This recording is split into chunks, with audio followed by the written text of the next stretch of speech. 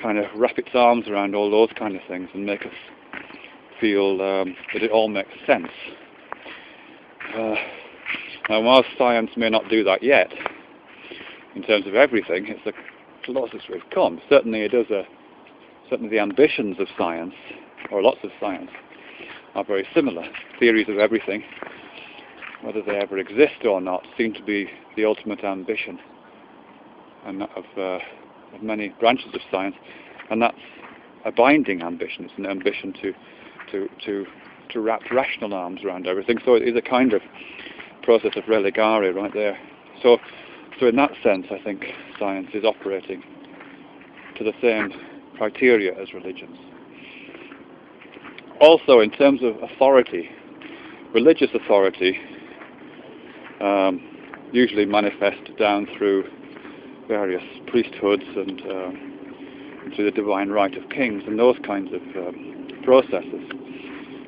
Religious authority ultimately rests in the Logos or in some kind of deity, which is fine. But as I say, it only manifests itself through human agency and institutional agency. So does science or does rationalism provide an equivalent? Well, I think it does, yes. There is undoubtedly the processes by which authority becomes meaningful within science. And here I'm thinking about the processes of peer review, the protocols around what constitutes an experiment, what constitutes falsifiability, all those kind of processes, which are interpersonal human processes. They don't ultimately rest on any kind of logos, but they do set up the terms through which authority becomes meaningful.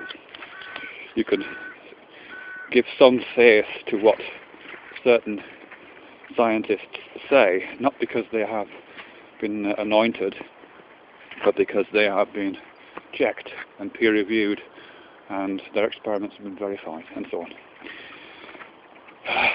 So there's a similarity or an overlap there. So something to do with moral authority, something to do with explanations of beginnings and endings, something to do with binding, something to do with authority. The last one, which is the one I've been thinking about this morning, I'm not sure if I can get to here, but it's to do with a certain kind of spirituality or a certain kind of phenomenology, if you like, a way of being in the world. Now, I was reading this morning, or rereading, I should say, some writing by Douglas Harding, 20th century mystic, who famously wrote a short book in the early 60s, I think, called On Having No Head. And I won't go into the details of that book right now, or of his philosophy right now. But broadly speaking, it's a kind of, it's an acknowledgement of certain kind of psychological states, if I can call it that, or ways of being in the world, in which one feels oneself not to be present, or one doesn't feel oneself to be separate from the world. It's a non-dual experience. And in other of his writings and in other writings, that's quite a common feature of various religious and spiritual practices. In Christianity, that would be divine union. In other practices, it would be called Advaita, and so on. It's a sense that there is no separation between self and world. These things are coterminous. And that's quite an unusual condition, I would say, and it's not one that is usually associated with scientific or rational practice. Rational practices usually assume exactly the opposite, if you like. They assume the position of the experimenter. They kind of demand the idea of this person detached from the object of study. And that experimental position is inherently dualist and beneficially so, and rightly so. But I think there is within science and that kind of rational project a sense in which there is a selflessness going on, and that's within the interpersonal. We don't routinely, I think, feel it in science as an individual, but it does exist in the kind of interpersonal knowledge generation processes that I mentioned earlier, to do with peer review and so on. And this is what I think Thomas Nagel's talking about when he calls it the view from nowhere, I mean, he's being quite critical of it, and I think there is criticism to be made. But generally, what he's talking about there is that the kind of world that is generated by science is a world that doesn't have an individual at the centre of it.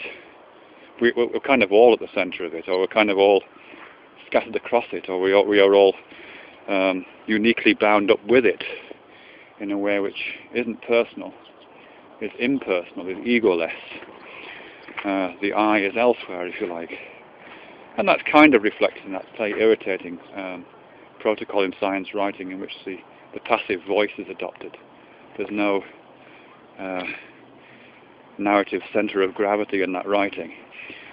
And the adoption of the passive voice is a kind of literal instantiation of that rejection of the centre of the known world that individual egos tend to occupy in favour of a non-dualist world. Not individually non-dualist, but collectively non-dualist. And I think some of the pleasures of science, and there are real pleasures associated with scientific knowledge, which many scientists talk about, is I think a recognition of that non-duality and something of a kind of empathic relationship with it, or something of an adopting of that position. I don't think that we could call it a kind of non-dual divine union religious experience, but I think when a scientist like Carl Sagan or many others talk about the majesty and the awe of the science project, they are in a sense feeling what it's like to be